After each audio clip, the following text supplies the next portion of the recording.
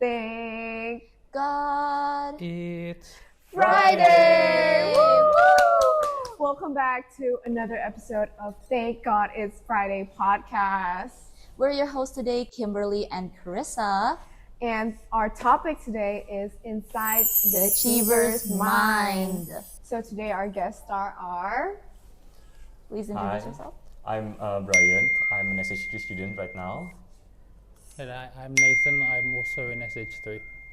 Okay, can you guys talk more about your achievements and like what makes you like a very Special. yeah I wouldn't say special, but a couple of my notable achievements. I've won first place in the National Biology Olympiad in 2026, and both of us we won the first place also in the Medspin Medical Olympiad 2025. Sorry, OSN 2025 and Medspin 2025.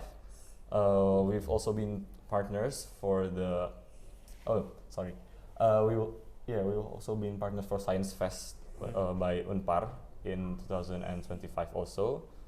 Yeah, I think that's probably three notable achievements, right? Yeah, for me, apart from those ones, I've also been in YCMS in Young Changemaker Summit in 2024, I think. Yeah. And there I was bronze medal there. And apart from that, I was with Wong in those two, Science Fest and Medspin.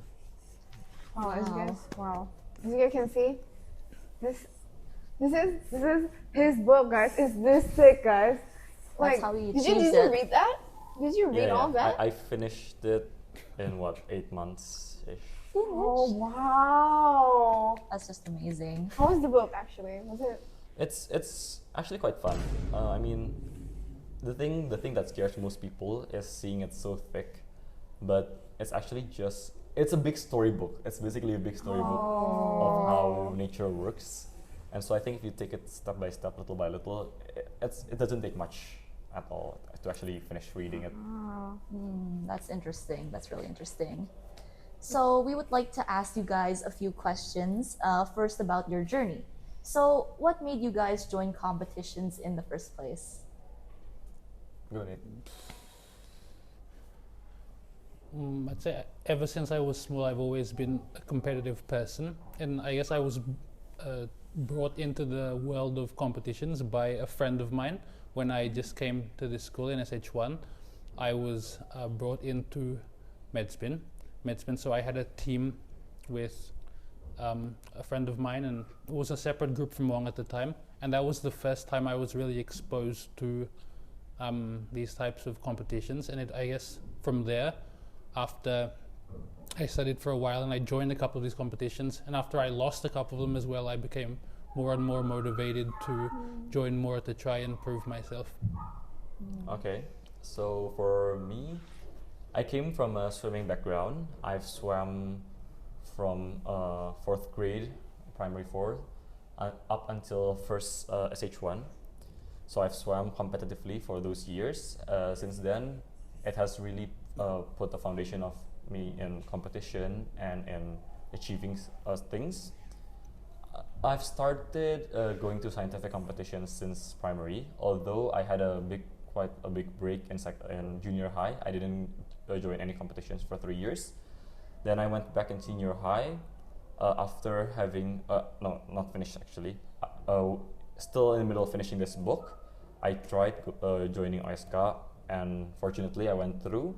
That really motivated me, that lit something in me, so that's why I just kept going. And through like Medspin and little competitions scattered around the calendar for me, it really helped me to keep in track and not just stop doing things.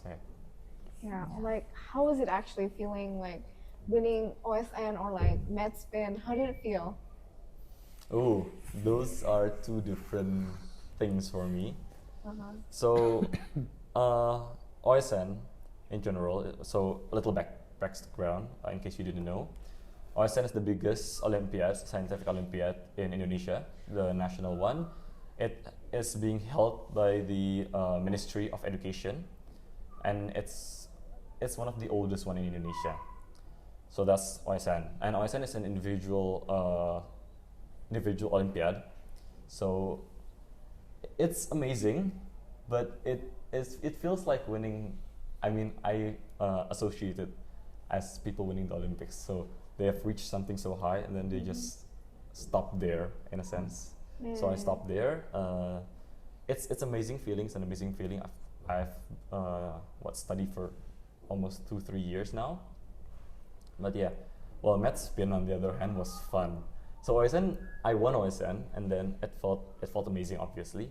But Medspin was a whole different fun because I joined Medspin 3 times in a row. SH1, SH2, SH3. We partnered up for SH2 and SH3, right? Yep. So for me, Medspin was a tick off my bucket list. It was amazing. It was fun. Moment with friends. Moment with my team, especially in Surabaya, a new place, and yeah, very very fun experience. It's quite surreal because if you prepare for something for that long, like a couple years where you study just for this one competition, if you end up actually winning it, it's quite hard to process immediately after winning it. So it's quite surreal. You're there, and on the train back, we had to leave early because we had to catch a train from Surabaya. It's something that you can't really process for a while until you get back home and then go back to your everyday life. So it's an interesting feeling. It's great, really. It's great. Wow, that's really nice. So how long did you guys prepare for this competition? Was it? Do you think winning this competition comes from talent, or does it come from hard work?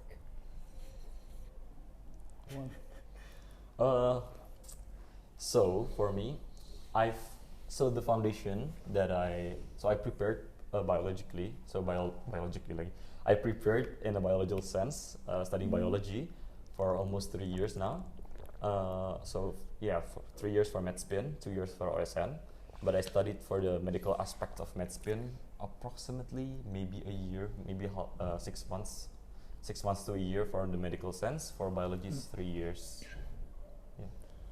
So because we joined Medspin more than once, for me, the first time, so Medspin is about at the end of the year. It's in November. I think. Usually it's in November.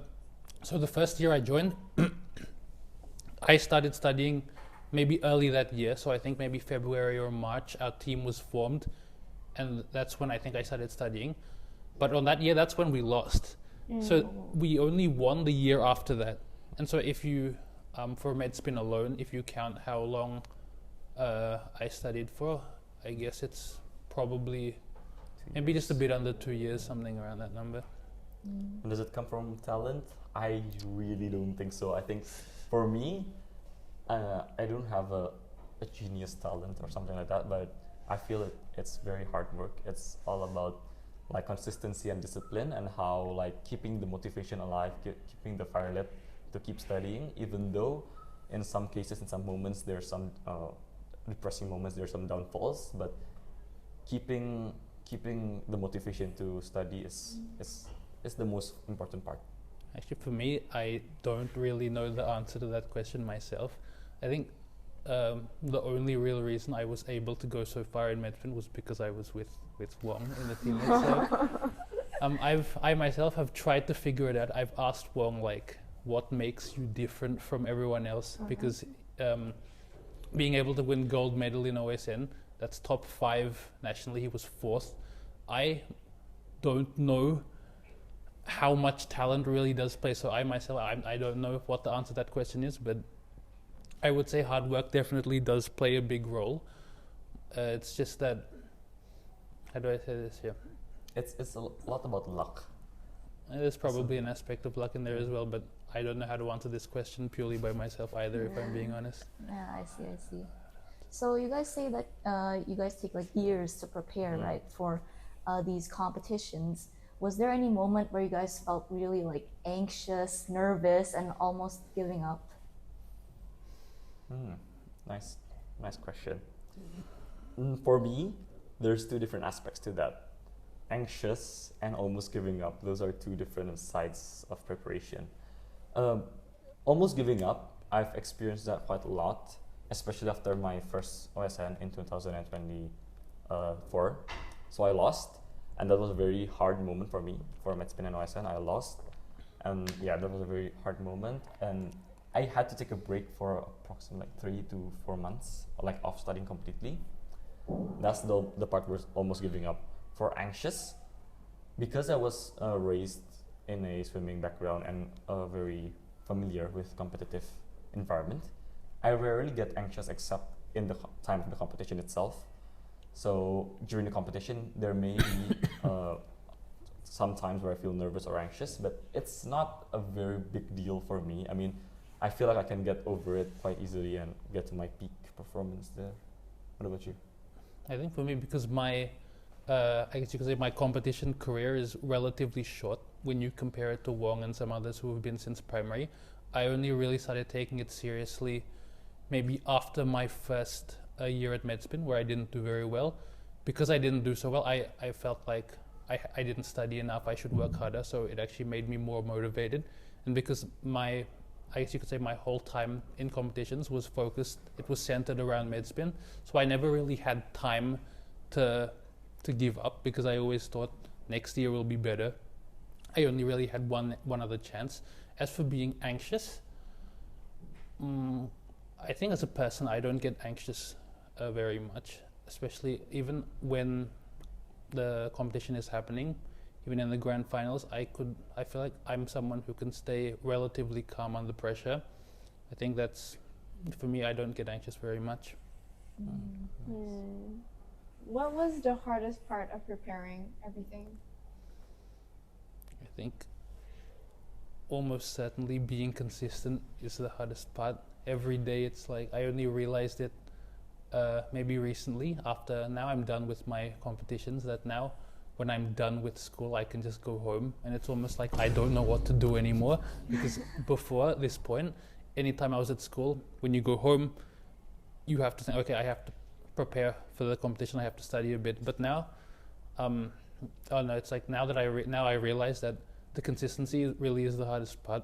Every day you go home, you have to spend some time to study. It's, how do I say this? While you're not at home studying, it kind of weighs on your mind, and so for me that's probably the biggest part.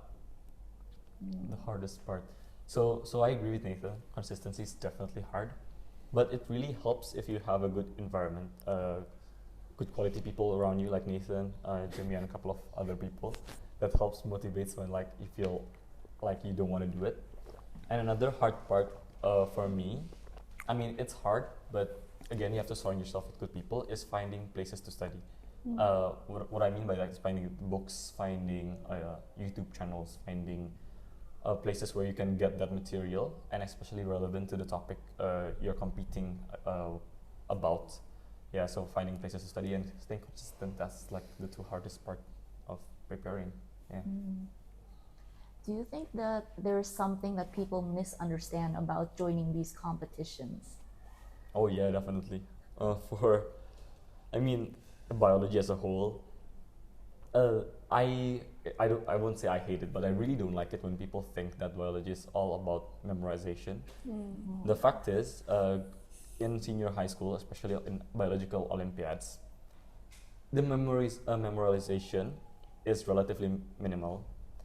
It's all about how to understand the concept and how to think around it, think inside the concept, and how to think according to like the concept. So you don't think too outside of the box, but you don't have to memorize it itself. It's all about understanding, and how after you understand it, after you really grasp the concept, I believe like small aspects you will come to you'll memorize it later on, like easily.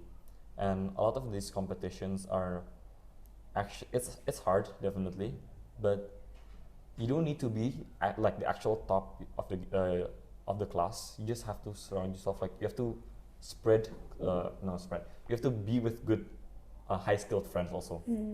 So if for example I join Medspin and I'm not surrounded with Jimmy and Nathan, probably I wouldn't win, because like at the end of the day it's teamwork. It's not all about myself in that competitions. I don't know if this is much of a misconception, but I think I know some people. I had a friend once who didn't want to join these types of competitions because they didn't think they were good enough and they were worried they wouldn't win. I think this is quite contrary to what you should be thinking. Like, you join a competition, it's not just for the winning, but the process that's involved in preparing and the lessons you learn, even from losing these competitions, I think is something that's super valuable. And I think if you are too worried about whatever stigma you might get from losing, it's not worth it. It's not really realistic, because I think the lessons you learn really are invaluable. That's really it. I mean, at the end of the day, almost no one cares if you lose. Like, you won't get negative judgment if you lose a lot of times. And competition is what keep motivations going. So if you're trying to study a certain topic and you're very like bored about it, joining competitions help you keep on track and keep studying. How was it like?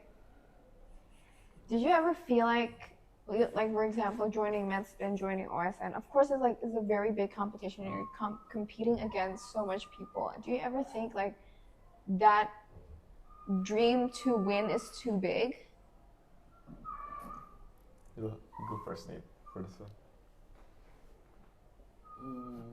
Like, that desire to win is too big for you to achieve.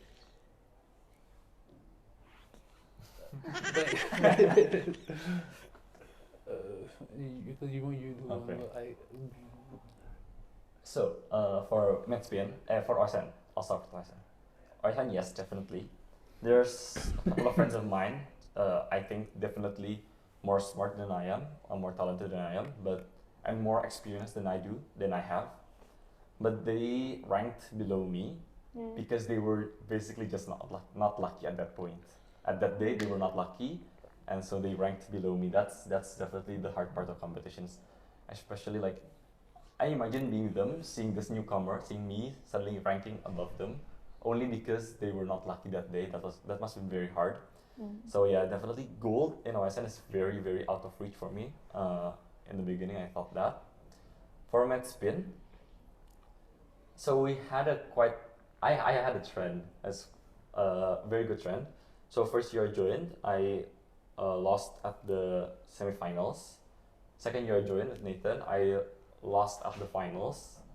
And so from semifinals to finals, we always went up one step. So that's why I thought like, okay, this year, aim for the grand finals. Because in the grand finals, there's 5 teams and all of them will win. So like first, second, third, first round, first, second, third, and then fourth and fifth. Yeah. So everyone will win. So yeah, I just thought like aim for the grand finals, and we didn't expect first place. I didn't expect first place, to be honest. I think if you ask whether some aspirations are too high, but I think those kind of thoughts are necessary if you actually want to win, even if in part they're delusional, as in like if it's like insanely far. But I think you have to have some kind of mentality like that if you really want to do well. Like, I think if you at the start think, oh, there's no way I would win, there's no way I would get gold, you're probably right. I think this kind of mentality is necessary actually, even if it might seem out of reach at the start. I mean, it's true, but I think that mentality is very important. Wanting to get gold once you've joined the competition, once you've registered. Before you register, it's good to have a realistic sense of where you're at in that competition. Even though, like, realistic doesn't mean you don't have a chance. Like, you can learn. So when you register for a competition, there must be a time, a distance between registering and the first round. You can learn at that period. But yeah, you have to think that you can be able to get gold once you've joined the competition. And it depends how it affects you as well. Yeah. If by thinking delusionally, there's no way I'm going to lose, you don't study, then I mean that's not great either. So it depends on you as a person as well. Like, I think for me, if I think I have a chance at winning, it motivates me to study more. But maybe for different people, it might be different. So basically, we have to have the right mindset, but also have put in the effort to get the result that we want. Well, we have to like change our mindset so it motivates us to study. Yeah, to do what works for you as well. Speaking of mindset, do you guys have any like habits that you've picked up over the years of like practicing for these competitions? Gonna go first? Should I? You go first. So some habits, little bit. So since my swimming days, I I had physical training in the mornings, and I had swim practice in the afternoons and the evenings. So when I stopped swimming, those times became vacant. Right, I was having too much free time. That's why I started studying. And since then, like I felt like, oh yeah, that's the habits of consistency and keep on going and having not strict but quite consistent time schedules across the days, across the weeks, so that so that the progress can be made efficiently. I think for my lifestyle, for preparing for these competitions, the only real change I made was in adding some time for studying at night after school. But I think the biggest changes in my habits have been in my habits of learning, of learning in subjects. Now, even apart from these competitions, when I learn for a test or study for a test, I try to develop a more conceptual understanding of what I'm learning instead of just memorizing it. I think that's probably the biggest habit that I've gotten, was that well, now if I study, I should understand what I'm learning instead of just memorizing it. That's really interesting. So does learning actually changes you for the better? Because some people like learn a lot but they never improve. What do you think? I mean, if you learn the right way, I think it does. Learning the right way and learning the wrong way is two different things. When you learn biology, especially as a subject, you have, like I said before, you have to grasp the concept, and you have to find a good way of thinking. So you think chronologically and you think like it's a story, rather than just memorizing it. That's where a good mentor comes in. If someone tries to learn biology and just memorizes it, it will not change him or her as a whole, rather than trying to study and grasp the concept. Because when you grasp the concept, you change the way you think. You change, so you think more critically. You think you can identify the flaws in a certain timeline. That's why I think it changes a person, and that's where a role of mentor comes in here. Sure, what was the question again? So does actually learning help you change? Like studying for a competition, you mean? No, like just study in general. Like general. adding studying after before you go to sleep. Does it actually make you smarter? In general? Yeah. In general. Oh.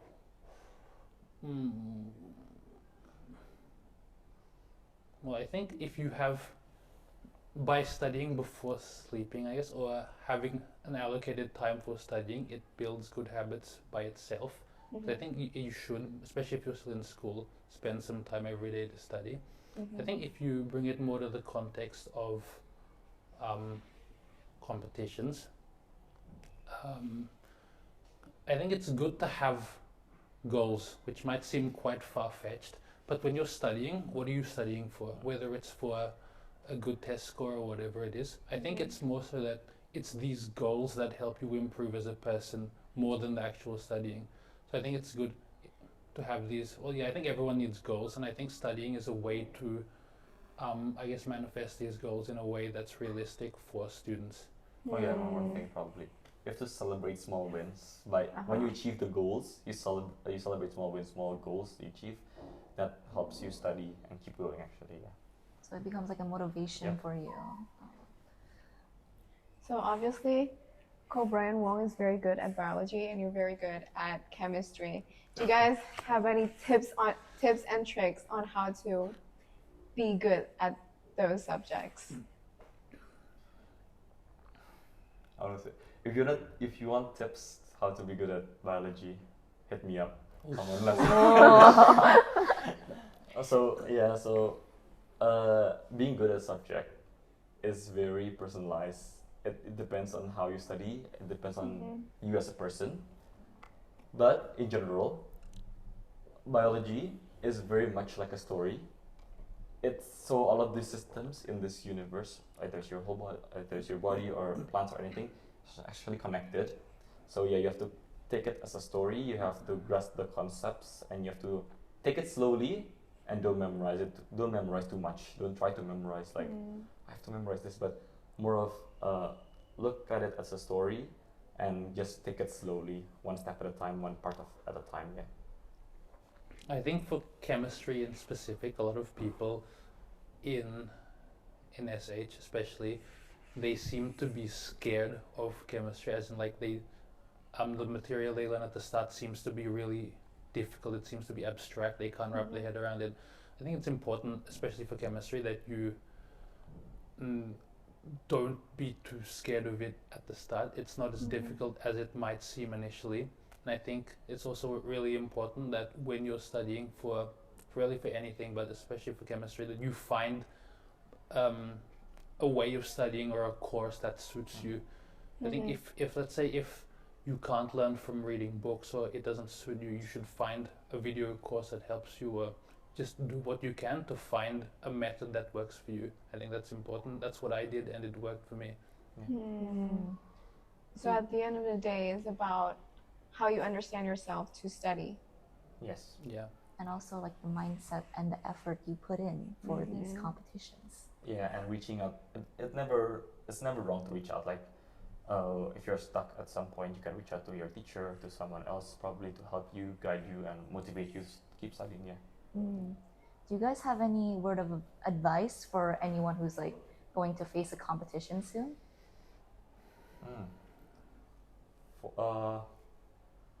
So for me, probably stay consistent.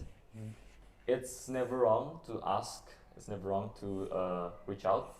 Either join a community or just like reach out to your local, to your friends. Probably, it's okay. And yeah, don't take it as a big burden. Enjoy it. Enjoy the fun. Enjoy the process, because it will change you to become a better person in general. Yeah. I think if you ever join these competitions, there will be times where it's really difficult, where you're tired, where you don't understand. I think it's important to remember what you're doing this for. Remember that there is a goal inside. Just don't lose sight of that. Stay consistent and do the best you can. And whatever you're going through, it's not gonna last forever. Like, I know it seems long, I know it seems like it's never ending, but at the end of the day, it's not gonna last forever. You gotta enjoy while it lasts. Yeah. Time will heal. Time will heal. For sure, for sure. So are there any closing statements from you guys? Maybe like motivations, words of motivations, or like just tips and tricks or anything? Closing statement.